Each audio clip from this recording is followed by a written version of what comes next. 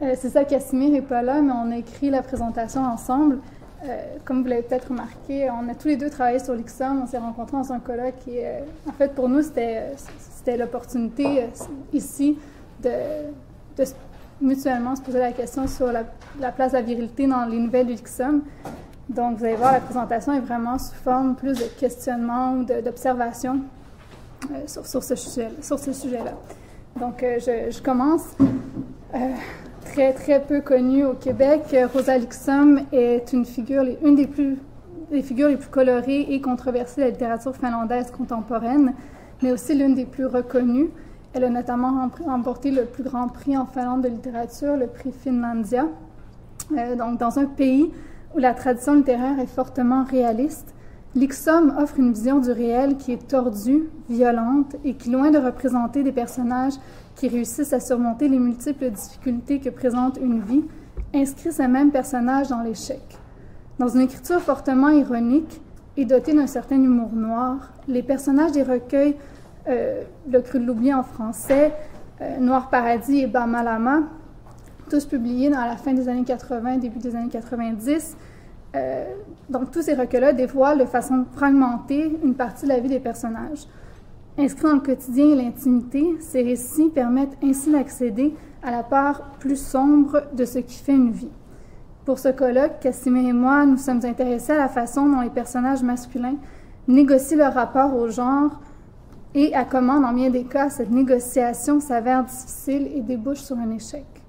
Dans Masculinité, enjeux sociaux de l'hégémonie, la professeure de sociologie Raewyn Connell, je ne sais pas si je prononce bien son nom, écrit que, donc je cite, « Plutôt que de tenter de définir la masculinité comme un objet, un type naturel de personnalité, une moyenne comportementale, une norme, nous devrions nous concentrer sur les processus, les rapports et les relations qui construisent le genre. » Pour elle, la masculinité, s'il était possible de définir brièvement ce terme, pourrait être simultanément comprise comme un lieu au sein des rapports de genre, un ensemble de pratiques par lesquelles des hommes et des femmes s'engagent en ce lieu, et les effets de ces pratiques sur l'expérience corporelle, la personnalité et la culture. Donc, de la même façon, nous avons cherché à comprendre la masculinité à partir des processus par lesquels elle se fonde. Dans le cas des textes de l'ICSOM, il est d'autant plus intéressant de noter que la nouvelle, comme forme, nous permet d'étudier l'expression individuelle de la masculinité et son déploiement, tandis que le recueil, comme regroupement, permet de mettre en rapport de façon dialectique la voix de ces différents personnages, permettant ainsi d'en comprendre les ramifications.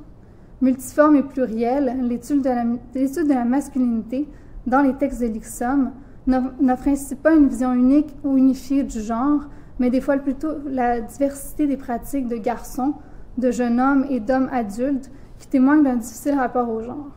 Aussi, à partir de récits personnels, nous avons identifié deux thèmes qui traversent les trois recueils et qui sont liés à l'expression trouble de la masculinité, soit d'abord la nature et la masculinité nordique, la fuite ou l'envahissement. Et ensuite, par rapport aux sexualités masculines, nous avons identifié la perte de l'innocence, l'absence et l'hyperperformance. Dans la nature et la masculinité nordique, on s'est beaucoup basé sur les travaux de Juha Ridanpa, qui est un chercheur et professeur à l'université d'Oulu, dans le nord de la Finlande. Celui-ci s'inspire du cadre d'analyse proposé par les études postcoloniales pour penser les distinctions entre le nord et le sud de la Finlande, mais aussi pour penser l'imaginaire littéraire comme agent social capable de produire, reproduire ou encore combattre les stéréotypes de genre. Il rappelle d'ailleurs dans l'article A Masculinist Northern Wilderness and the Emancipatory Potential of Literary Irony que, je cite, The genre of Lapland literature was overly masculine or masculinist in several ways. Durant la première moitié du 20e siècle, et particulièrement durant la période de l'entre-deux-guerres, la nature sauvage du Nord était un sujet très populaire dans la littérature finlandaise. Souvent écrite par les auteurs masculins venant du sud du pays, cette littérature s'est construite suivant la vision sudiste et masculine de ceux qui ont représenté l'espace nordique, faisant ainsi la Laponie un espace romantisé et exotisé dont l'imaginaire largement colonisé, pour reprendre ces termes, représente la nature féminine comme devant être investie, domestiquée ou encore conquise par l'homme. Dans son étude des mythes, des stéréotypes et des relations de genre dans cette littérature, il conclut que sexism is the fundamental structure upon which the mythology of northern exoticism is based. Pour Ridanpa, l'Iksum, qui est elle-même originaire de la Laponie finlandaise, utilise et détourne les conventions de cette littérature et se sert de l'ironie pour déconstruire les stéréotypes masculinistes du Nord, ce qu'elle fait de façon particulièrement frappante dans son premier roman, Kreisland, une satire postmoderne. Ridanpa démontre ainsi que l'Iksum donc utilise cette ironie de façon à faire de son projet, de son œuvre, un projet émancipateur contre les stéréotypes masculins associés au Nord finlandais. La première nouvelle du recueil Le Cru de l'oubli, paru en 1986, présente un protagoniste qui peine à fonctionner en société. Narré à la première personne, l'homme vit avec ses parents dans une ville sans nom de Laponie. Son incapacité à éprouver de la satisfaction dans des rôles traditionnellement masculins, comme celui de l'amant, du soldat ou encore de l'éleveur de rennes, le pousse à questionner sa propre masculinité. Donc, je cite l'homme. « Ça m'est souvent venu dans la tête. Qu'est-ce que je suis comme homme? Il y a quelque chose de mon être qui a dû aller faire un tour en enfer quand on pense à ce que je suis devenue. J'ai toujours été fermée comme un mur. Je me suis toujours plu à être à part des autres, déjà tout petit. J'ai jamais senti le besoin de parler. Ma tête, je sais qu'elle n'est pas normale et quand on est comme ça, vaut mieux la fermer. » Dans cette nouvelle, l'Iksum emprunte clairement l'imaginaire social et littéraire finlandais de la masculinité pour créer un protagoniste qui concentre et remet en question certains des éléments les plus dominants de cet imaginaire. Par exemple, j'ai repris l'article Narratives of Masculinity and Depression de Jukka Valkonen et Vilma Hanninen, qui démontre que l'idéal culturel masculin s'est construit sur des modèles hérités du 19e siècle qui ont encore cours dans la société finlandaise. Donc, une société qui est un peu similaire à celle du Québec. Donc, on est vraiment dans l'idée d'un travailleur assidu, presque d'un défricheur, ou encore dans le cas du soldat patriotique. On est aussi dans un imaginaire ancré dans les guerres passées, dans un traumatisme associé à ces guerres-là, et sur les restants d'une urbanisation tardive et d'une ruralité décalée. Aussi, le protagoniste de la nouvelle ne semble pas apte à répondre aux exigences de cet idéal masculin. Dans la tradition littéraire nordique finlandaise, plusieurs auteurs du Sud mettent en scène des personnages masculins quittant la civilisation pour se confronter à la nature sauvage. Ils en revenaient donc transformés et plus virils que jamais. Préférant la fuite dans la forêt plutôt que le rôle de l'amant, du soldat et de l'éleveur, la nouvelle évoque ce thème, mais en le détournant. Aussi, si la fuite dans la forêt servait à cette époque-là à prouver sa masculinité, elle devient dans cette nouvelle une façon donc de refuser de performer son genre. La nature devient un espace de solitude et de paix, offrant une échappatoire pour celui qui n'arrive pas à fonctionner selon les normes contraignantes de la masculinité. La nouvelle se termine ainsi, je cite, « J'ai honte de moi devant les hommes, c'est pour ça que je veux fuir dans la forêt. Là, on peut faire tomber des arbres et des pins droit sur le sol sans qu'on me jette des regards en dessous. Là, je peux être sans cette mince écorce dans laquelle l'homme a été enfermé par la création. » Malgré le fait que la nature semble se voir attribuer le rôle féminin de paradis presque préculturel, en opposition avec la sphère culturelle supposée masculine, la relation entre nature et masculinité reste ambivalente dans Le Cru de l'oubli. C'est notamment dans les recueils subséquents que l'auteur utilise de plus en plus l'ironie dans ses textes et que là, on voit que la distinction, la relation de nature et masculinité devient de plus en plus importante. Par exemple, dans une nouvelle du recueil Bamalama, publié en 1993, la nature est dépeinte comme un environnement sombre, froid et menaçant pour l'homme qui cherche à s'en extirper. Et c'est par la violence que celui-ci arrive à s'introduire dans l'espace domestique. Le narrateur, un homme de Laponie finlandaise, se rend chez lui avec son tracteur après une soirée à jouer au bingo et à boire.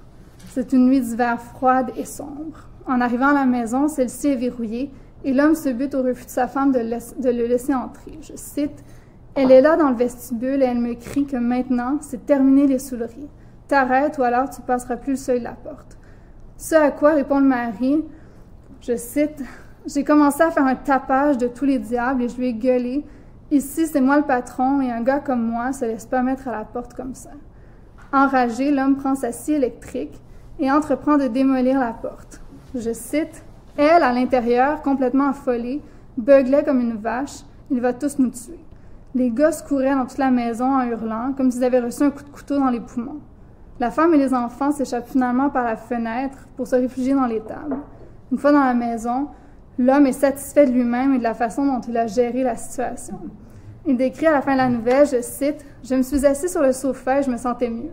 Bon, je ne leur aurais pas fait la peau, mais c'est bien fait pour elle. Comme ça, la vieille, elle aura compris. Qu'elle croit pas qu'elle peut me baiser. Je me suis couchée, je me suis fait une petite branlette, je rigolais. C'est pas encore aujourd'hui qu'on va foutre un gars comme moi à la porte de chez lui. » Contrairement à la nouvelle précédente, celle-ci met en scène un homme qui affiche une masculinité plus assumée, donc on pourrait dire même plus normative, notamment par la référence à l'homme de la maison, le patron, par l'usage de la violence, même par de la branlette. L'usage du tracteur et de la scie électrique indique également que l'homme se conforme à l'idéal masculin de l'homme travaillant que j'ai évoqué précédemment. Comparant les deux nouvelles étudiées, il est intéressant de noter que dans la perspective d'une nature dite féminine, celle-ci apparaît dans la première nouvelle comme protectrice nourricière, alors que dans la deuxième, l'homme utilise la violence pour quitter cette même nature qui apparaît comme froide et inhospitalière. Dans la première, l'homme n'a pas d'âge, mais plusieurs éléments l'associent à un jeune homme, notamment le fait qu'il vive encore chez ses parents. Il reste que ce dernier apparaît comme incapable d'atteindre le statut d'adulte et de quitter une nature qui paraît presque maternelle pour lui. Il semble ainsi pris dans l'enfance parce que pris dans son genre. Le deuxième homme, quant à lui, par la performance réussie, pourrait-on dire, de sa masculinité virile, est homme. Il atteint ainsi le statut d'adulte et en revendique les pouvoirs. Par l'Ixum, l'image ironique de l'homme de la maison se dévoile toutefois dans toute sa violence et son pathétisme. Dans une entrevue avec Ridanpa, l'Ixum présente un point de vue très critique sur la masculinité mise de l'avant par les hommes du nord de la Finlande. Donc, elle dit « The northern tradition, as I have lived through it, is patriarchal and manly. Women and children have no say in anything, but the men order and determine everything. A woman in the northern culture is a workhorse who slugs her guts out for her family. The men are often drunkards, incompetent and lazy, whose mission in life is to whip their wives and scold them.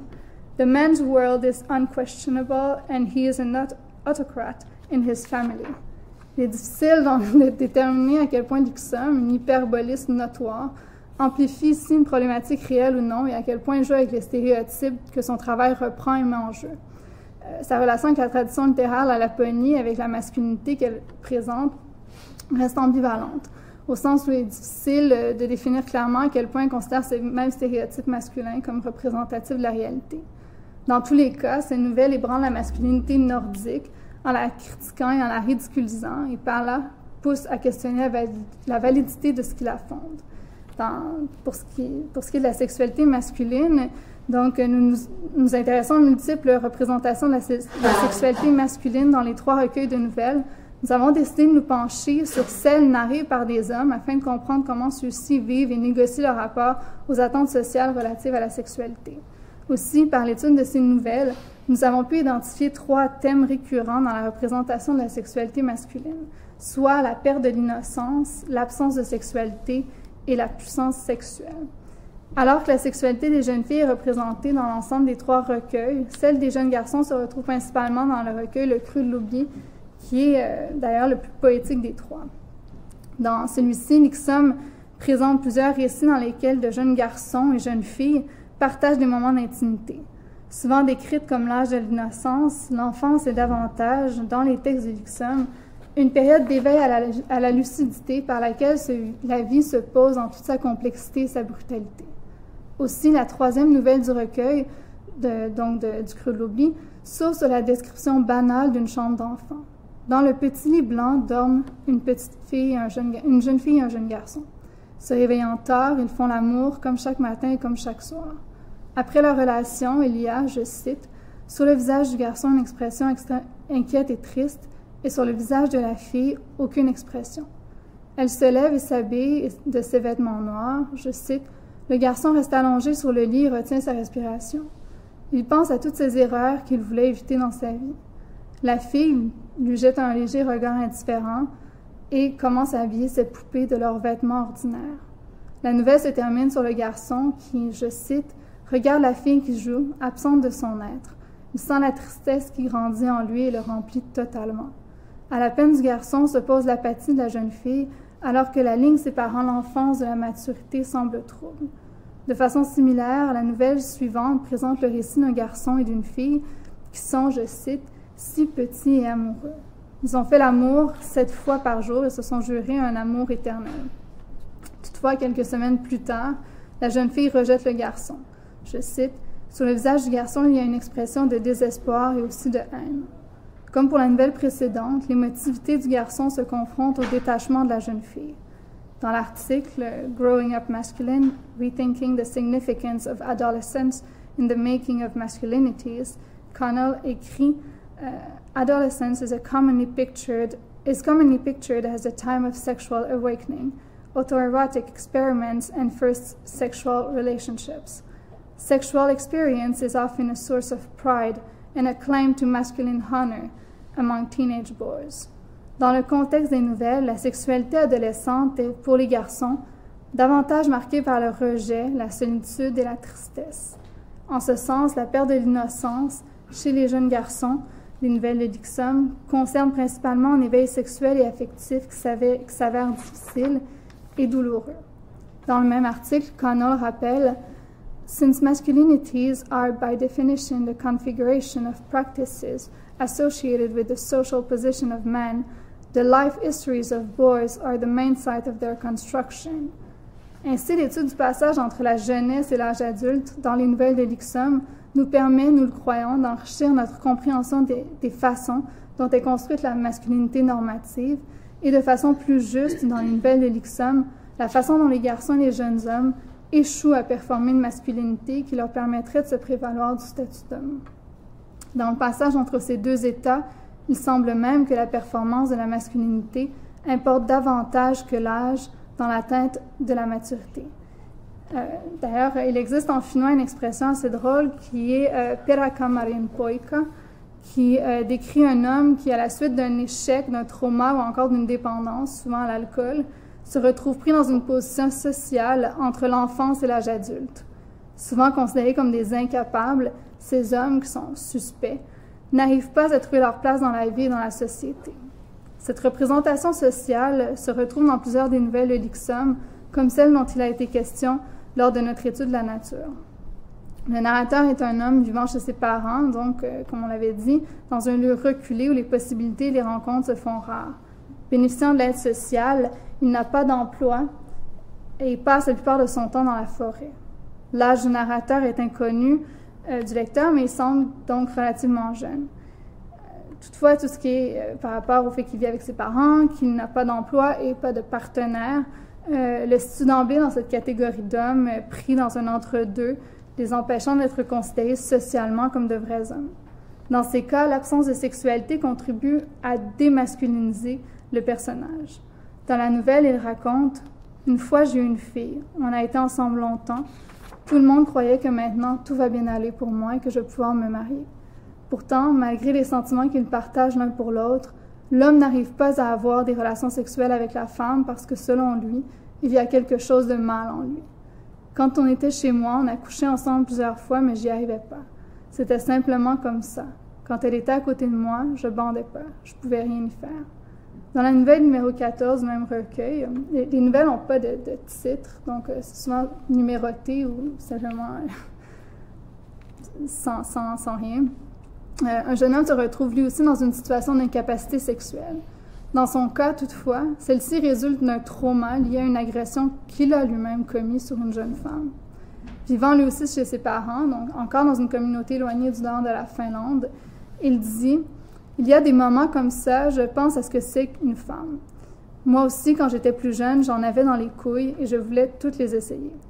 Il y a des moments où je regrette que je me suis approchée des femmes, mais il y a aussi des moments où je trouve que ça manque crûment et je me souviens du passé. » Après une soirée arrosée, il se retrouve sur la banquette arrière d'une voiture avec une fille d'un village voisin.